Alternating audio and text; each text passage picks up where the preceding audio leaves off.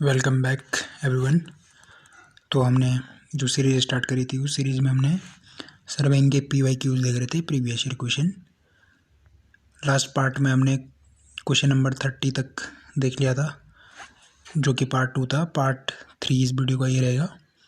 तो पार्ट 3 में हम क्वेश्चन नंबर 31 से स्टार्ट कर रहे हैं। क्वेश्चन नंबर 31 कह रहा है हमारा, which survey is used for fixing boundaries of field. तो अगर हमें किसी भी फील्ड की बाउंड्रीज को फिक्स करना है तो उसके लिए हमें कैडेस्ट्रल सर्वे परफॉर्म करना होता है। तो इसका आंसर हो जाएगा answer A, cadastral survey. Next question number 32, a scale representing either 3 units or only 1 unit and its fractions up to decimal place of decimal point.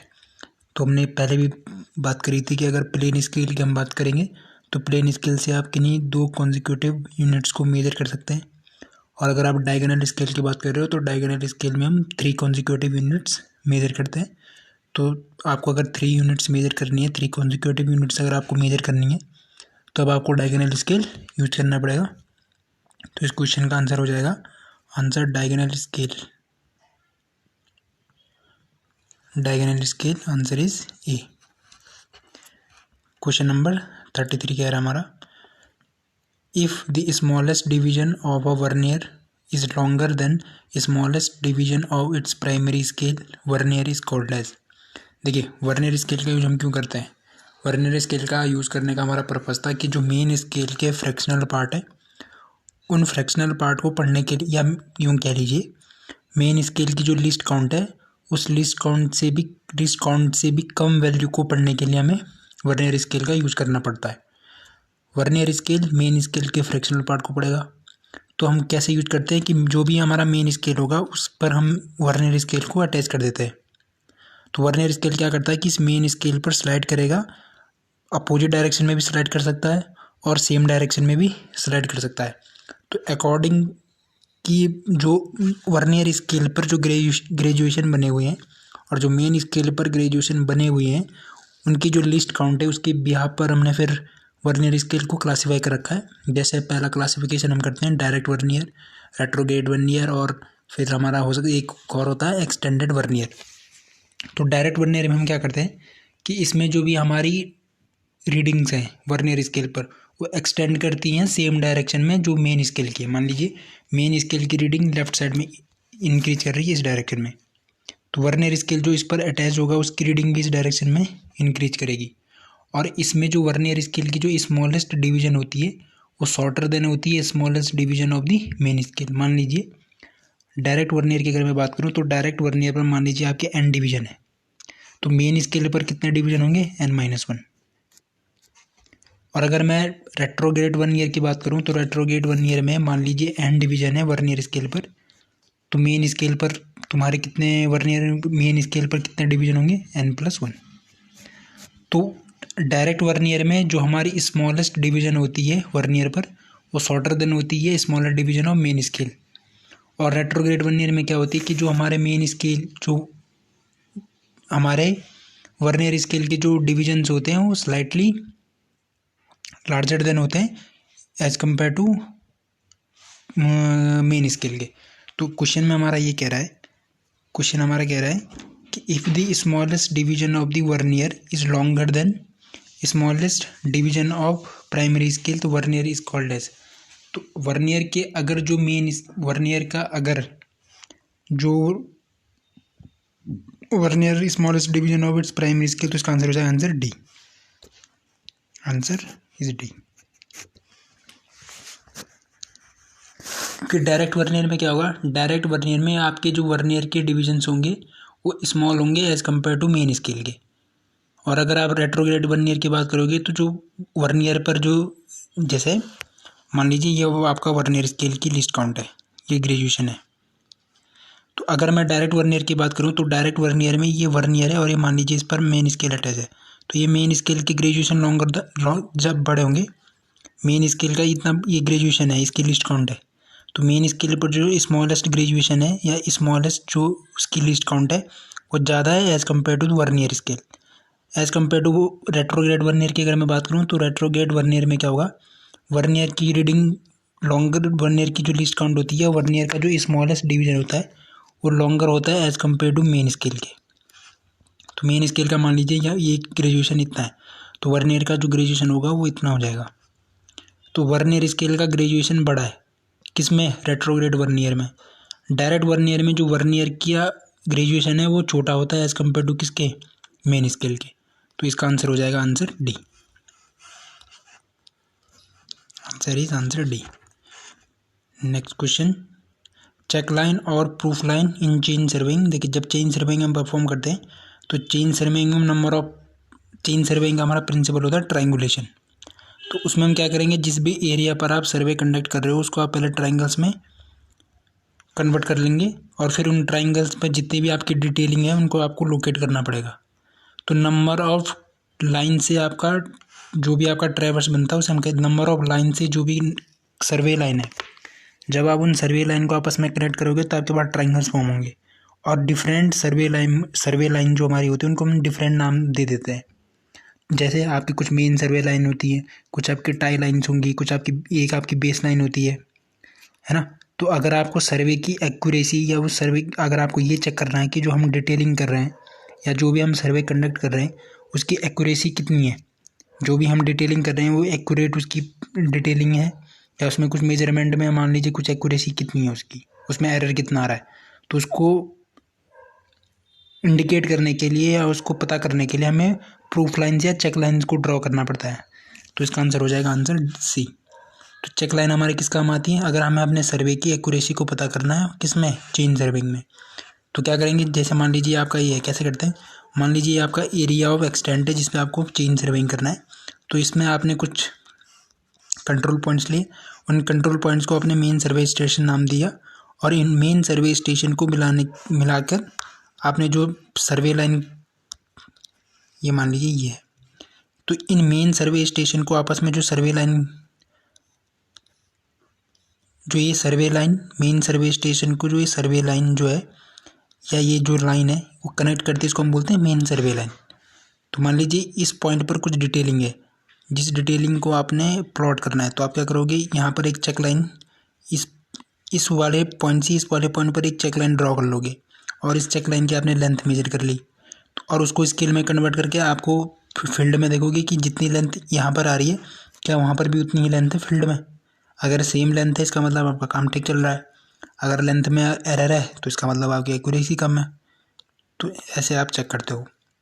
तो चेक लाइन और प्रूफ लाइन जो होती है हमारे पास, उससे हम एक्यूरेसी पता करते हैं हमारे चेन सर्विंग की। तो इसका आंसर हो जाएगा आंसर सी,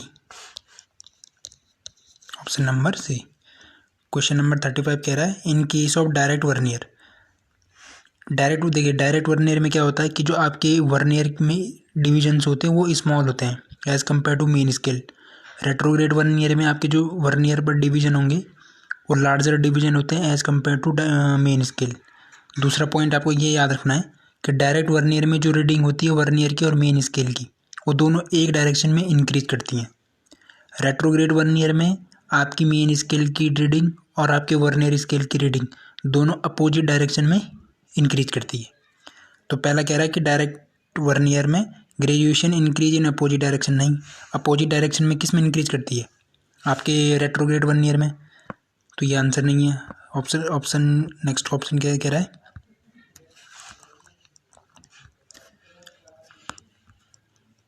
ऑप्शन बी कह रहा है कि smallest division of vernier is longer than, नहीं, smallest division is longer than is नहीं, वर्नियर पर जो स्मॉलेस्ट डिवीजन है वो शॉर्टर देन होती है किससे, मेन स्केल के। तो ये ऑप्शन भी नहीं हो जाएगा। Graduation increase in same direction in which graduation of main scale increase, yes. तो आपके वर्नियर स्केल में क्या होता है कि जो ग्रेजुएशन है वो इंक्रीज करते हैं सेम डायरेक्शन में जो आपकी ग्रेजुएशन मेन स्केल में इंक्रीज कर रहे हैं। अब ग्रेजुएशन आपके लेफ्ट में भी इंक्रीज कर सकते हैं, राइट में भी इंक्रीज कर सकते हैं।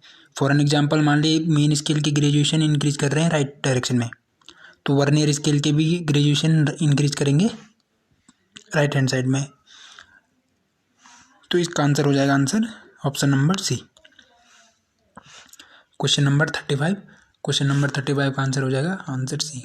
Next question number 36, metallic tape is of. देखिए जब चेन सर्वेइंग की हम बात करते हैं तो चेन सर्वेइंग में हमें लीनियर मेजरमेंट लेना होता है। तो लीनियर मेजरमेंट के लिए आप या तो चेन यूज करोगे या फिर आप क्या यूज कर लोगे, टेप यूज कर लोगे। तो चेन भी आपके पास बहुत टाइप की चेन होती है, जैसे गंटर चेन हो गया, सर्वे चेन, इंजीनियर्स चेन हो गया, है ना, या फिर आपका मैट्रिक चेन हो गया। उसी टाइप से जब आप टेप यूज करते हैं तो टेप भी आपके पास डिफरेंट टाइप्स के होते हैं, जैसे स्टील टेप हो गया, इनवॉर टेप हो गया, क्लॉथ टेप हो गया, मेटालिक टेप हो गया। तो क्लॉथ टेप होता है, इसकी प्रॉपर्टीज़ को इन्हेंस करने के लिए हम इसमें क्या करते हैं, वायर्स को डाल देते हैं। वायर्स आप डालोगे, कॉपर की डाल सकते हो या ब्रांस की डाल सकते हो, या दोनों की डाल दोगे। क्यों? क्योंकि क्लॉथ की स्ट्रेचिंग ज़्यादा होती है। तो ये अगर आप इस पर ज़्यादा पुल अप्लाई करोगे तो क्लॉथ का टेप उस पुल को विदस्टैंड नहीं कर पाएगा। तो क्लॉथ की ज़्यादा स्ट्रेचिंग ना हो, इसके लिए हम उसमें वायर डाल देते हैं और उसकी स्ट्रेचिंग को कम कर देते हैं। तो मेटालिक टेप क्या होता है कि क्लॉथ एंड वायर्स का बना होता है। वायर्स आपकी ब्रांच की भी हो सकती है और कॉपर वायर भी हो सकती है। तो क्वेश्चन 36 का हो जाएगा डी। ठीक। इनवॉर टेप क्या होता है? इनवॉर टेप का एलॉय होता है निकेल और स्टील का। तो सबसे बेस्ट आपके पास इनवॉर टेप होता है। बट मेटालिक टेप किसका होता है? क्लॉथ और वायर्स। वायर किसकी हो सकती है? वायर या तो आपकी ब्रांच की वायर होंगी या फिर आपके पास कॉपर की वायर होंगी, या आप दोनों को यूज कर सकते हो। Next question number 37। Curvature of earth is ignored in. तो कर्वेचर ऑफ अर्थ हमने किस में इग्नोर किया जाता है? आपका इग्नोर किया जाता है आपका प्लेन सर्वेइंग में। क्वेश्चन नंबर आंसर हो जाएगा B, option number B. Geodetic survey में हम कर्वेचर को कंसिडर कर लेते हैं। हाइड्रोग्राफिक सर्वे में हम वाटर बॉडी से रिलेटेड काम करते हैं। एरियल सर्वे में हम क्या करते हैं कि इसमें हम फोटोग्राफ की हेल्प से, अगर बहुत लार्ज एरिया पर आपको सर्वे करना है तो फोटोग्राफ की हेल्प से हम सर्वे करते हैं, उसको हम कहते हैं एरियल सर्वे। क्वेश्चन नंबर 38 क्या कह रहा है कि line of sight generated in vertical plane when. Line of sight generated in vertical plane when. तो जब आप इस क्वेश्चन को, आप जब लेवलिंग वाला चैप्टर पढ़ेंगे तो इस क्वेश्चन का आंसर मैं आपको वहाँ बताऊंगा। इसको हम वहाँ पर डिटेलिंग में देखेंगे, अभी ये समझ नहीं आएगा। तो लेवलिंग वाले चैप्टर में इसको फिर से हम सॉल्व करेंगे। नेक्स्ट क्वेश्चन कह रहा है, क्वेश्चन नंबर 39 कह रहा है name the type of surveying in which mean surface of the earth is considered as plane and the spherical shape of earth is neglected. तो मीन सरफेस जिसमें आप कंसिडर प्लेन, तो प्लेन सर्वेइंग में answer हो जाएगा B.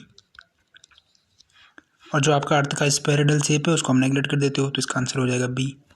Next question number 40।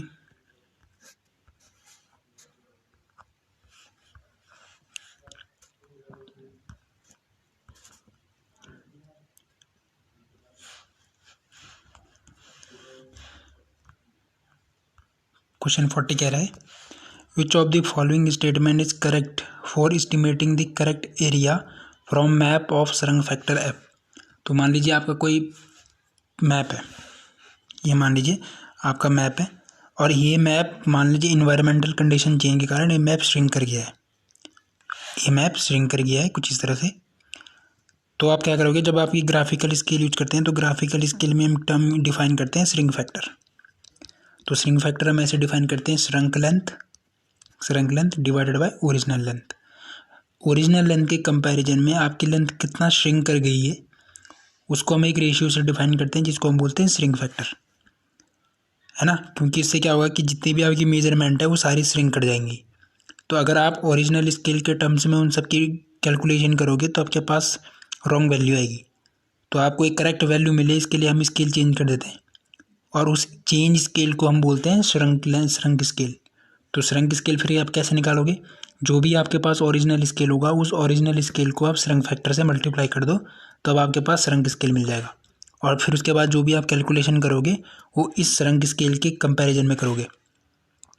Same उसी तरह से आपकी जो डिस्टेंस है, तो अगर आपको करेक्ट अगर आपको डिस्टेंस चाहिए तो जो भी आपकी मेजर डिस्टेंस है उसको आप श्रंक फैक्टर से डिवाइड करवा दो। तो अगर आपको करेक्ट डिस्टेंस चाहिए in terms of original scale, तो जो भी आपकी यहाँ पर मेजर डिस्टेंस होगी उसको डिवाइड करवा दो किससे, श्रंक फैक्टर से। अगर आपको करेक्ट एरिया चाहिए in terms of original area, तब आप क्या करोगे, जो भी आपका मेजर्ड एरिया उसको डिवाइड कर दोगे श्रंक फैक्टर के स्क्वायर से, क्योंकि एरिया की मेजरमेंट में 2 डायमेंशन यूज होंगी। अगर आपको वॉल्यूम चाहिए तो सरंग फैक्टर का क्यूब का वॉल्यूम डिवाइड कर दो, तो इसका आंसर हो जाएगा आंसर, क्योंकि एरिया की बात कर रहा तो एरिया में आप सरंग फैक्टर से डिवाइड करवा देते हो और उसके स्क्वायर से डिवाइड करवाओगे तो inversely proportional to the square हो जाएगा, तो इसका आंसर हो जाएगा आंसर डी। बाकी डिटेलिंग में नहीं देख रहे हैं, ये प्रीवियस ईयर क्वेश्चन सीरीज है तो इसमें डायरेक्ट आंसर देखेंगे। The curvature of, next question number 41, the curvature of earth is taken into consideration when the limit of survey is, देखिए इसका आंसर हो जाएगा more than, answer D, option number D. ये 250, किसी बुक में आपको 260 kilometre square wave की value मिलेगी, तो अप्रॉक्सीमेट वैल्यूज़ है, कोई हार्ड एंड फास्ट वैल्यू नहीं है। 250 और 260 किलोमीटर स्क्वायर एरिया से अगर आपका एरिया ऑफ एक्सटेंट ज़्यादा है तब आपको कर्वेचर का इफेक्ट लेना पड़ेगा। इसमें आपको दो वैल्यू याद रखनी है। अगर ये बोलेगा कि कितने एरिया, मैक्सिमम एरिया जहाँ तक आप प्लेन सर्वे कंडक्ट कर सकते हो या जिसके बियॉन्ड आपको कर्वेचर को कंसिडर करना ही पड़ेगा, उसकी वैल्यू हो गई 260 किलोमीटर स्क्वायर। एक दूसरा क्वेश्चन इसमें पूछता है कि अगर आपका area of extent 195 kilometre square तक है, 195.5 किलोमीटर स्क्वायर है, तो आपके जो प्लेन ट्राइंगल्स और जो आपके स्फेरिकल ट्राइंगल फॉर्म हो रहे हैं उनके एंगल में जो डिफरेंस है वो केवल 1 सेकंड का डिफरेंस होता है, 1 सेकंड। तो इसमें आपको ये दो चीज़ें याद रखनी है। प्लेन सर्विंग में आपको ये दो चीज़ें याद रखनी है कि एरिया ऑफ एक्सटेंट कहाँ तक आप सर्वे कर सकते हो, तो 260 किलोमीटर स्क्वायर तक। प्लेन ट्राइंगल और स्फेरिकल ट्राइंगल में कितने का डिफरेंस होता है, 1 सेकंड का डिफरेंस होता है with in the area of 195.5 kilometre square, ठीक है। तो इसका आंसर हो जाएगा answer D, option number D the right answer. Question number 42 क्या कह रहा है, the survey which is carried out to locate the natural and artificial features on the surface of earth which as river, hill, lakes, railways, etc. is known as, तो इसका answer क्या हो जाएगा, cadastral सर्वे में हम क्या करते हैं, बाउंड्री लाइन को फिक्स करते हैं। टोपोग्राफिकल सर्वे में हम टोपोग्राफी दिखाते हैं उस एरिया की, मेड फीचर्स हो गया, आर्टिफिशियल फीचर्स हो गए, उन सब की डिटेलिंग आप दिखाते हो टोपोग्राफिकल सर्वे में। सिटी सर्वे में आप क्या करते हो, सिटी की, मान लीजिए आपकी सिटी में वाटर सप्लाई लाइन बिछ रही है या सीवर लाइन्स बिछ रही हैं तो उनका सर्वे करना होता है, उसके लिए आपका सिटी सर्वे हो गया। माइन सर्वे में आप माइनिंग से रिलेटेड करते हो, मान लो आपकी कुछ अंडरग्राउंड स्टेटा के बारे में आपको जानकारी चाहिए तो उसके लिए आपको माइन सर्वे करना पड़ेगा। तो अगर हमें आर्टिफिशियल फीचर्स को लोकेट करना है तो उसके लिए हमें कौन सा सर्वे करना पड़ेगा, टोपोग्राफिकल सर्वे। तो इसका आंसर हो जाएगा answer B, topographical survey. Question number 33 कह रहा है, what is the difference between the sum of interior angles of plane triangles and spherical triangle of area of triangle 195 square kilometre of the earth surface. तो ये हमने बहुत बार discuss कर लिया है, इसका आंसर हो जाएगा 1 डिग्री। जैसे 1 डिग्री कैसे, मान लीजिए ये आपका प्लेन ट्राइंगल है और ये आपके स्फेरिकल ट्राइंगल है, तो प्लेन ट्राइंगल के एंगल का सम कितना होता है, 180 डिग्री, और स्फेरिकल ट्राइंगल के एंगल का सम कितना हो जाएगा, 180 डिग्री 0 मिनट 1 सेकेंड। तो कितने का डिफरेंस आ रहा है, 1 सेकेंड का डिफरेंस आ रहा है, ठीक है। तो ये हमने बहुत बार डिस्कस कर लिया कि अगर आपका area of extent 195 square kilometre तक है तो प्लेन ट्राइंगल और स्फेरिकल ट्राइंगल में जो एंगल का डिफरेंस है उसमें 1 सेकेंड का डिफरेंस आएगा। नेक्स्ट क्वेश्चन नंबर 40,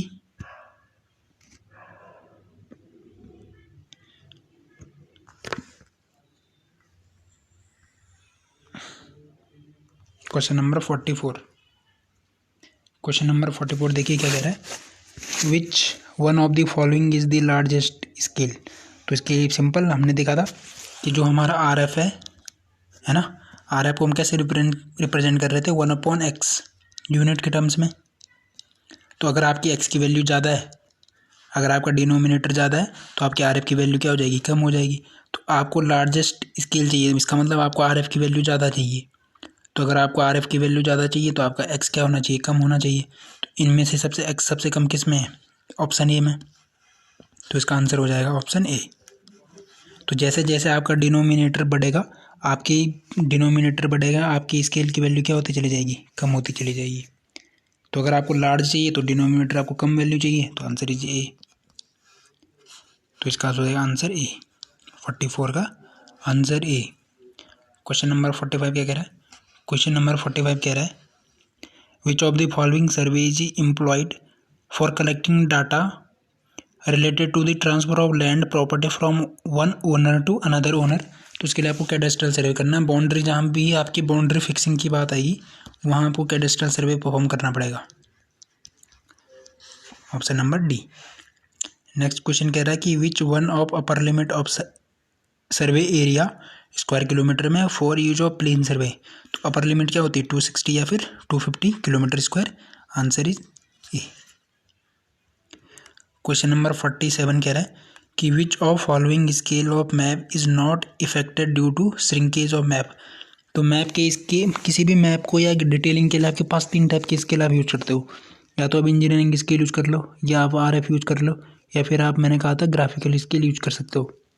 तो इंजीनियरिंग स्केल एंड जो आपका RF है, इनके अगर आप ग्राफिकल स्केल यूज करोगे तो ग्राफिकल स्केल यूज करने का आपके पास एक फ़ायदा हो जाता है कि मान लीजिए इन्वायरमेंटल कंडीशन अगर चेंज हो गई, तो इन्वायरमेंटल कंडीशन चेंज होने के कारण आपका मैप श्रिंक कर गया, तो आपका ग्राफिकल स्केल भी उसी रेशियो में श्रिंक कर जाएगा, जिसका यूज करके आप जो भी आपकी डिटेलिंग है उनको आपको करेक्टली आप मेजर कर सकते हो, रेदर देन अगर आपने इंजीनियरिंग स्केल या फिर RF यूज किया है।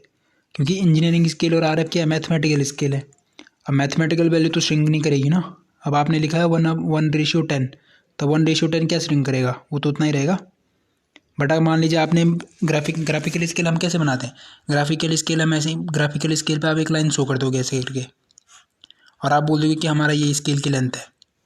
तो जिस रेशियो, मान लीजिए आपकी 10 सेंटीमीटर है, तो 10 सेंटीमीटर कहने का मतलब हो गया कि हमारा हो गया 1:10, 1:10 सेंटीमीटर, 1:10 का आपका स्केल हो गया। अब मान लीजिए ये लेंथ श्रिंक कर गई, अब श्रिंक करके इसकी लेंथ हो गई 9 सेंटीमीटर, तब आपका श्रिंक स्केल क्या हो जाएगा, 1 centimetre equal to 9 centimetre, 1:9। But अगर आपने केवल मैथमेटिकल वैल्यू लिखी होती 1:10, तो आपको पता कैसे चलता है कि कितने रेशियो में चेंज हुआ है। तो उसके लिए आपको एक लाइन ड्रॉ करनी पड़ेगी, जिस रेशियो में ये लाइन श्रिंक कर जाएगी उसी रेशियो में आपका स्केल श्रिंक कर गया।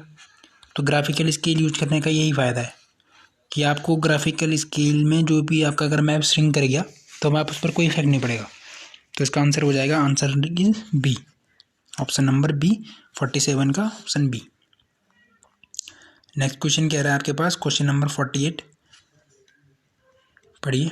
क्वेश्चन नंबर 48 क्या कह रहा है? क्वेश्चन नंबर 48 कह रहा है कि survey measure a distance between 2 points on a map. Map की बात कर रहा है, मान लीजिए आपका मैप है, इस मैप पर आपके 2 पॉइंट्स है, point A and point B, है ना। और इन पॉइंट A और पॉइंट B के बीच कुछ डिस्टेंस है। मान लीजिए उसने, जब आपने इसके यूज़ किया 1:100, तब आपके पास 60 मीटर लेंथ आई है।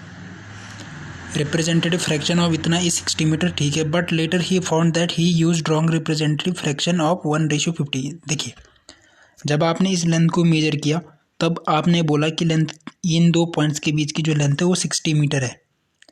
और ये आपने कब बोला, जब आपने स्केल यूज किया था 1:50 का। बट आपने, जब आपने डिटेलिंग करी होगी तब आपने डिटेलिंग करते हुए बोला कि मैं 1:100 का स्केल यूज कर रहा हूँ, जो कि गलत है। आप 1:100 का स्केल यूज़ नहीं करके आप 1:50 का स्केल यूज कर रहे थे। तो ये जो 60 मीटर आपकी डिस्टेंस है करस्पॉन्डिंग है किसके, 1:50 के। तो 1:100 की करस्पॉन्डिंग कितनी डिस्टेंस हो जाएगी भाई, 2 गुना हो जाएगी डायरेक्टली।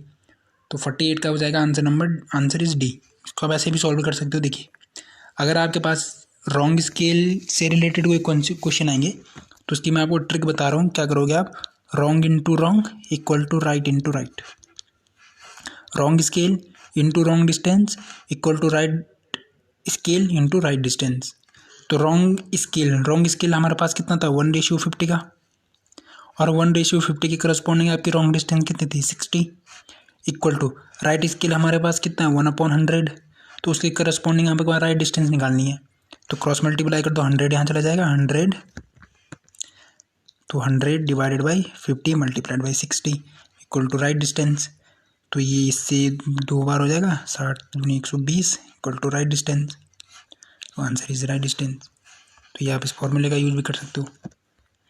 तो क्वेश्चन को ध्यान से पढ़ना है कि क्वेश्चन अगर एरिया की बात करता तो एरिया में आप क्या करते हो, तो ए इंटू ए डैश, सॉरी आप इसको ए डैश मत करो, आप इसको ए, क्या हो रहा है, ए इंटू ए, अरे भाई A into A equal to A dash into A dash. इसका मतलब क्या हुआ, right area into right distance, right area into right scale. आप इसको स्केल ए ना करके आप इसको स्केल करो। देखिए ए का मतलब हो गया आपका राइट करेक्ट एरिया, तो करेक्ट एरिया मतलब इंटू करेक्ट स्केल, और स्केल को मैं रिप्रेजेंट कर रहा हूँ मान लीजिए एल से। तो स्केल में आपको क्या आएगा, स्क्वायर करना पड़ेगा, क्योंकि एरिया के मेजरमेंट आपको 2 बार मेजरमेंट लेनी पड़ेगी, तो इसलिए स्क्वायर हो गया। Equal to A dash, A dash का मतलब हो गया incorrect area into incorrect scale, incorrect scale का भी स्क्वायर। और जब आप डिस्टेंस मेजर की बात करते हो तो एल इंटू एल का स्क्वायर, राइट डिस्टेंस, अब स्क्वायर नहीं आएगा,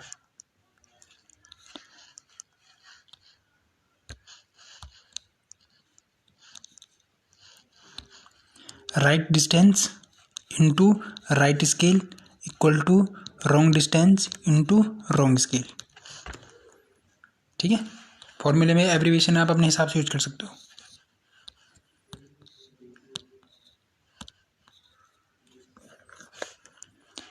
तो इसका आंसर हो जाएगा आंसर डी।